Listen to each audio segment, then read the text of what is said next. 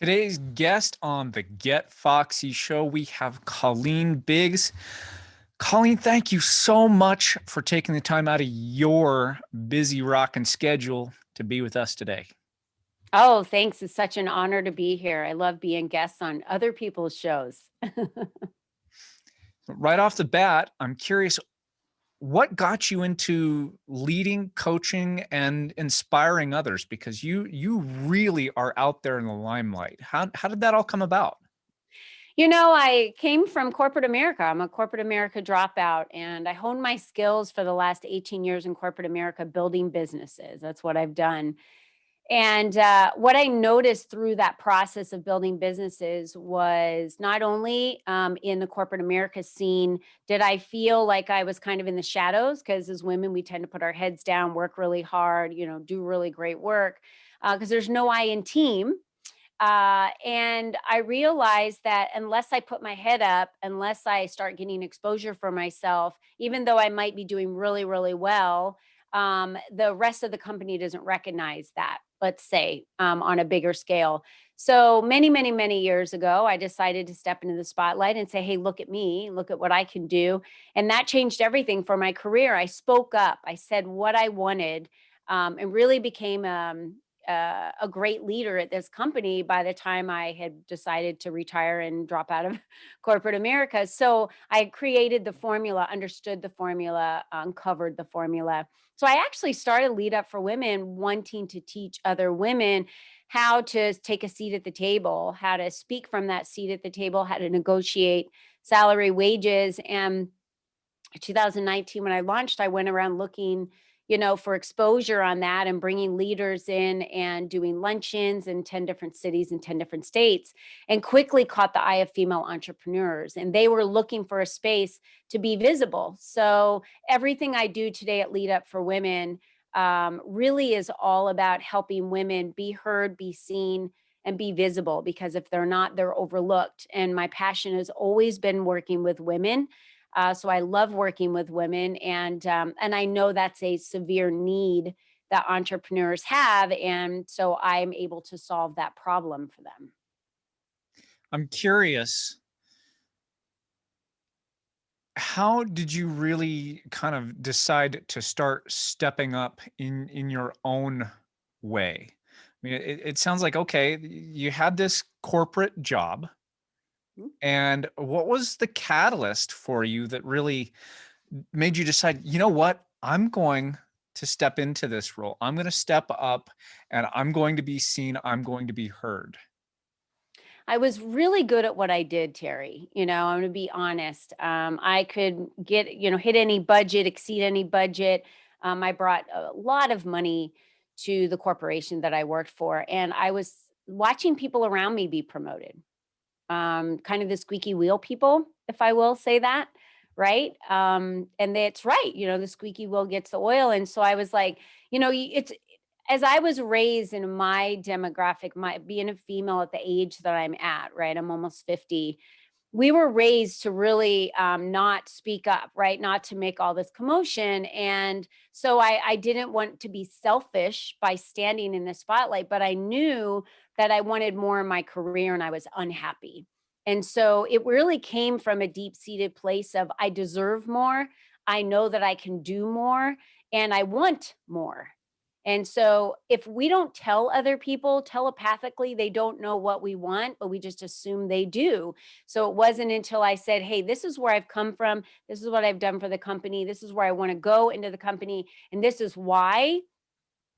They were like, of course. It's just so obvious.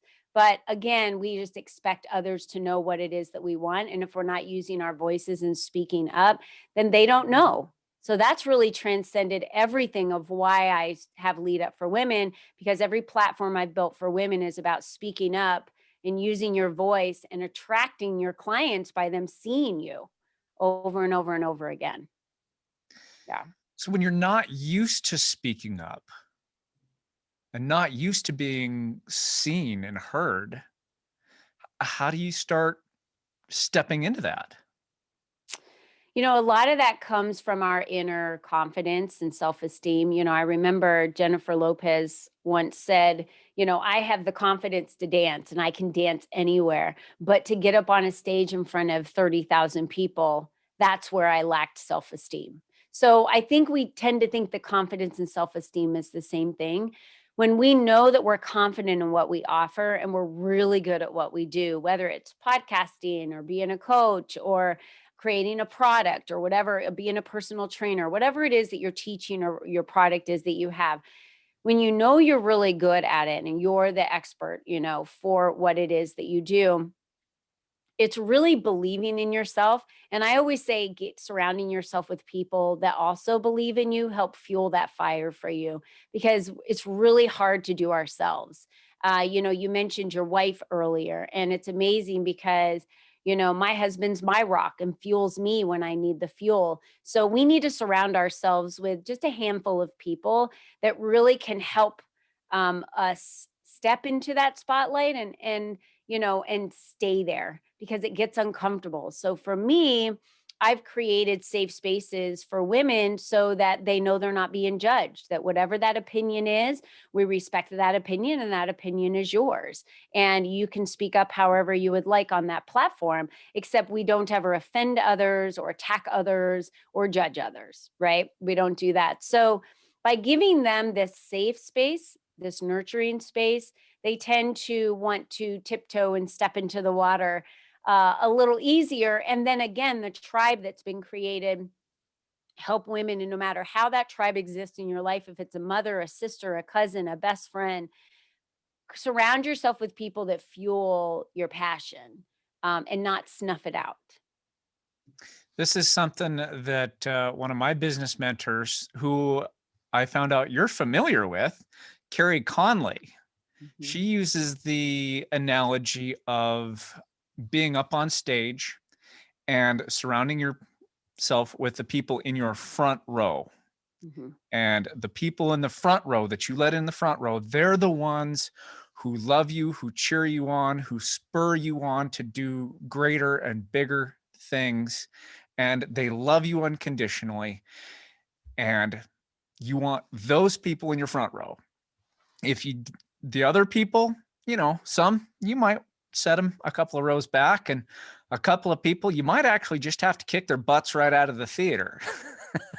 It's so true. It's so true. You need to feed off the energy of others. And if anyone has been on stage or has been in a speaking opportunity, if no one's giving you any energy, if no one has any, nothing's going on with their faces, if they're not shaking their head, if they're not smiling, if they're not engaging with you, your front row. And like, I love Carrie Connolly. She's actually a business partner of mine. We do business together. Her and I are very close. She's absolutely right on that. You've got to have those, surrounding yourself with those people that fuel you the most, and are going to be there to support you. Mhm. I saw that you are a black belt in Taekwondo and a Hmm. personal trainer. How does that all play into this? Okay, crazy. I know.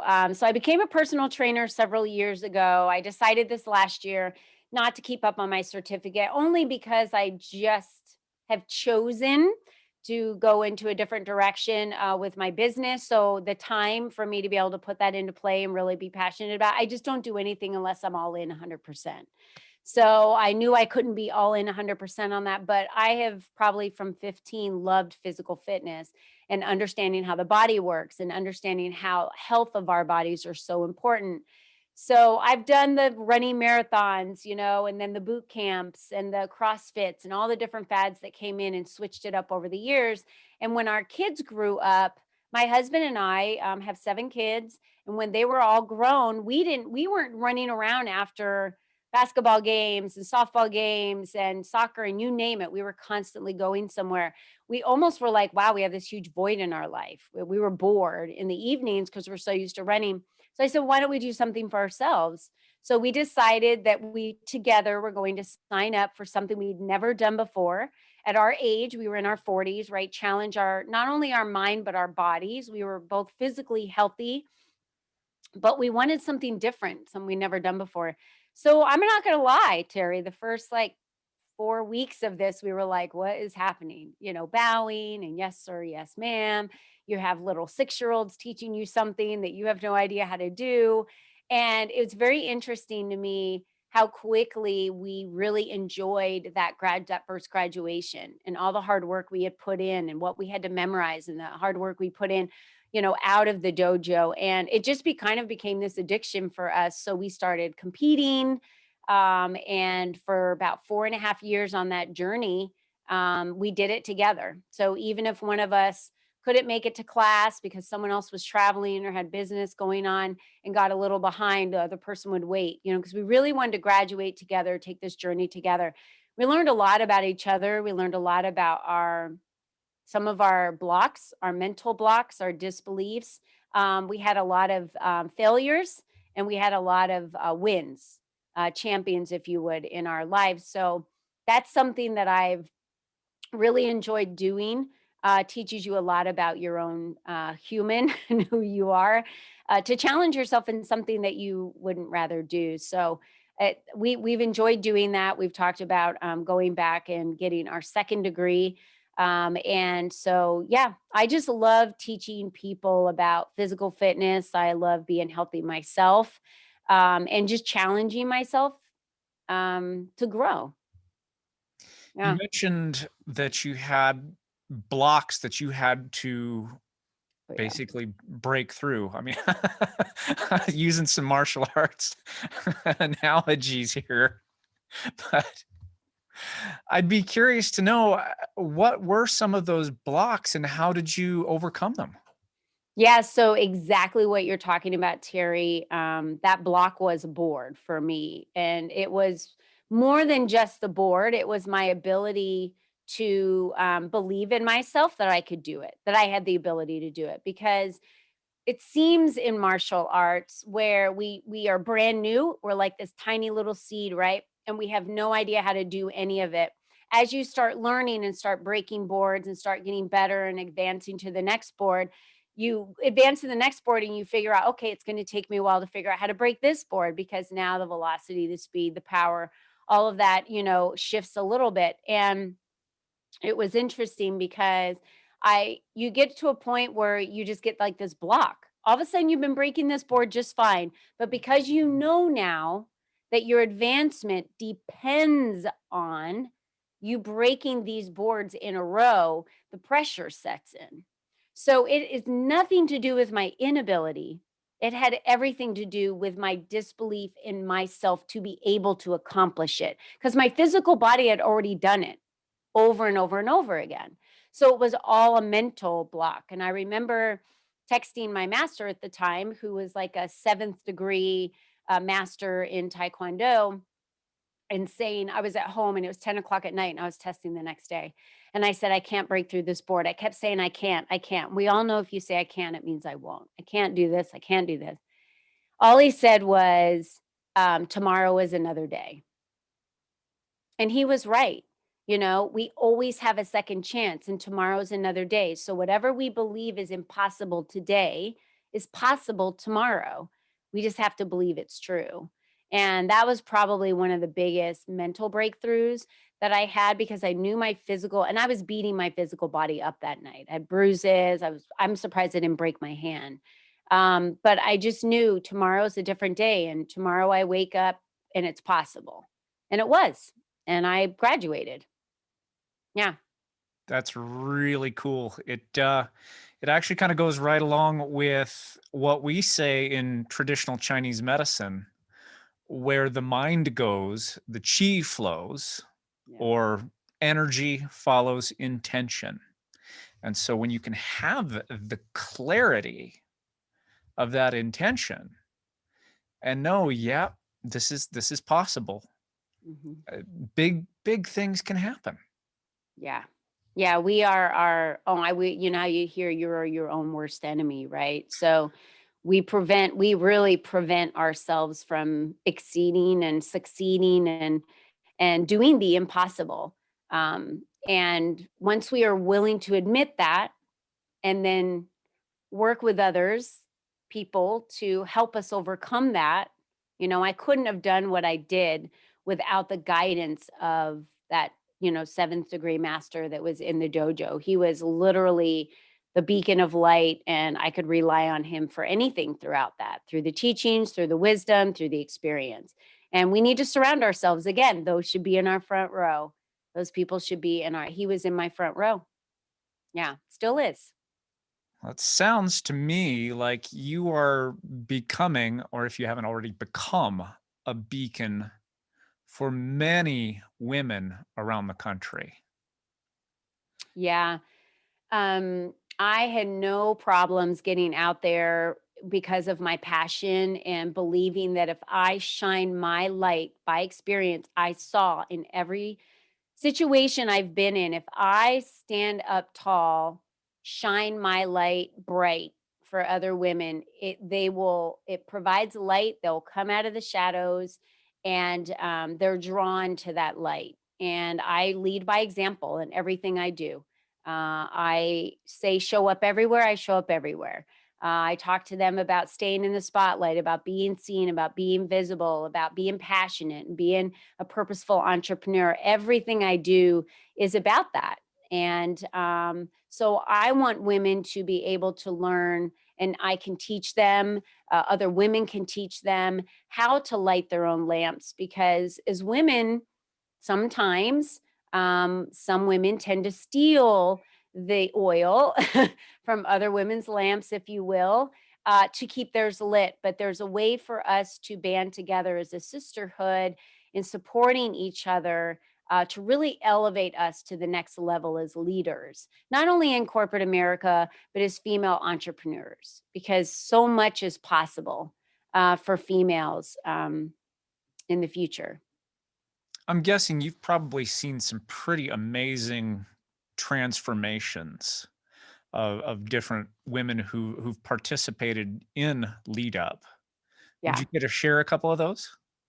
Yeah, I think one was I worked with, I also work in a LEAP program where I coach women one on one because of my extensive experience in corporate America in building businesses. So, um, she came to me really focused on something else. What she thought she wanted, that was someone else was telling her she needed to focus on this niche of these specific women. And she was blocking and kind of putting herself in the shadows when she decided that I am going to unapologetically lead exactly my life how I need to without anyone else's permission. She is very magical, I guess, if you would say. She has an intuition.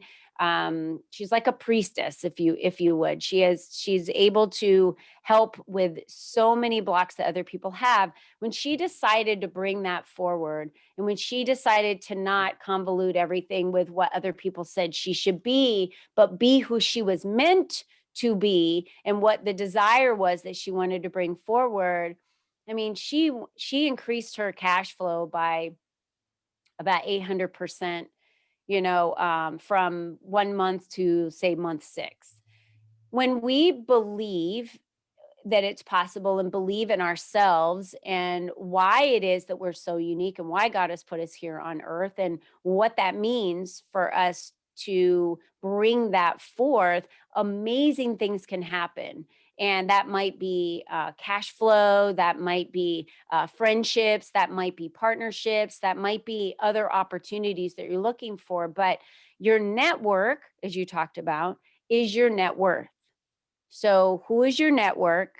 They are your net worth. So, that's been an amazing thing. Another one was a female that came in very quiet, very meek, really didn't want to step in the spotlight. I swear, once you got her in the spotlight, it was all over with.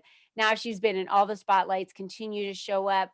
But also has become the beacon for others that were introverts and were really struggling to step into the spotlight. And now she's the encouragement behind them to do that. So I've seen women increase cash flow, increase partnerships, open up other opportunities for things that they've wanted in their life, help them solve problems.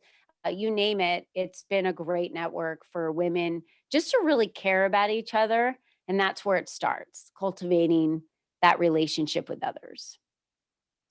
How would a lady find out more information and find out how she can get involved? Thanks for asking that, Terry. So I made it very simple for everyone. We're Lead Up for Women everywhere. You can go leadupforwomen.com. We're Lead Up for Women on Instagram, Facebook, Twitter, LinkedIn. You can also find me. My name is Colleen Biggs, and you can find me out there on similar pages. But I definitely encourage everyone to follow us on social media. But more than that, we have several free events. You can get a free digital download of our magazine. Every single article is written by our members, so incredible stories and business tactics. You can attend our free events like the Teaching Tuesday, the one that I was doing this week. You can be part of the community and kind of hang out and watch and participate in doing a lot of the networking to get to know the women until you're comfortable in stepping in the spotlight. And the stepping in the spotlight is where you become a member. And then the members get to utilize all the platforms and they do the teaching and they are in the spotlight and they're the ones writing the articles and the blogs. And they're the ones that are being visible, being seen and being heard and attracting the right clients.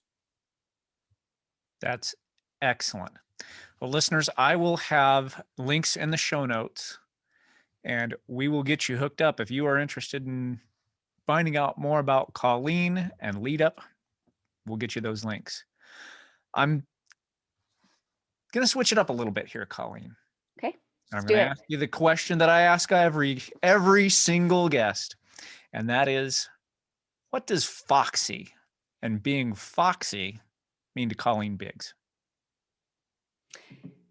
I'm glad you asked that question because when I see a fox, I always picture the animal when I see the fox, and I think they observe, they're very quick. But being foxy to me really means just being confident in who you are and your abilities, and knowing that you're unstoppable. But just that unwavering confidence in yourself that no matter what anyone else says, you know that that has nothing to do with you. You can deflect that. So really it's that unstoppable, unwavering confidence in yourself for you to be comfortable in who you are and why you're here. Yeah. How do you think one can develop that foxiness? It takes daily practice. Like they say, oh, I have gratitude because I say thank you. I appreciate things people do for me. That is not gratitude. Gratitude is practice. So, gratitude is every day having gratitude for the things in your life. So, to develop that self esteem and to develop that confidence and that unwavering belief in yourself, you need to practice it every day. And that has to do with mantras. So, find some mantras that really flow with you well. I have one behind me, and I give these to my clients where it says, I am enough. And just repeating it to yourself, who you are every day, that you are worthy, that you are enough, that you are unstoppable, that you are confident. The more that you tell yourself you are, you will believe that that is true. So there's that little video of the girl in YouTube, and she's in front of the mirror, and she's like, I'm the best, I'm unstoppable, I'm the coolest, and I love that because kids feel that way. They feel that way about themselves. And somewhere we lose that, and culture and society pushes that down. So get back to yourself, spoil yourself. And every morning, go through these mantras, read them off for yourself, believe that they're true. And I promise you this daily practice in believing that will help you develop a better sense of self-esteem in yourself. Who's Foxy in your world right now? Who's Foxy in my world right now? Well, I have to say, I'm going to say who's Foxy in my world right now. What is Sharon Lecter? I just spent the weekend with her at her ranch. Carrie Connolly and I both did, and she has a lot of advice for us, and she's on my Foxy list right now. She's one that I'm aspiring after for how she leads in her organization, um, and I want to learn more about her. So she is the foxy woman right now that's unwavering in her confidence in who she is, and I want to learn more. And what would be your one piece of advice for those women who are listening and they're thinking, oh, I really would kind of like to be seen and heard, but I just don't know. What advice would you give them to help them step into that spotlight? You can't step into the spotlight if you don't believe that who you are, um, other people want to hear, right? Other people want to listen to. So for me, um, I use the phrase, you are the only you that has ever been, and you are the only you that will ever be. So, how you pioneer your future is really up to you because there isn't anyone else like you, and it's exhausting to be like other people. So, when you can grasp that you are the only you and there will never be another, generally that will settle in for someone to believe, like, yeah, that's right. I am the only me, and there can't be another me. So, stepping in the spotlight becomes a little bit easier. But again, I would take the first step, believe in yourself, start with your mantras, believe you're the only you, surround yourself and put your people on your front row that believe in you. And that should fuel then for you to the comfortability for you then to step into the first spotlight. There we go. Yeah. One more time for me, Colleen. Where can people find out more about what you're up to? Leadupforwomen.com. Excellent. Colleen, thank you so much for taking the time today.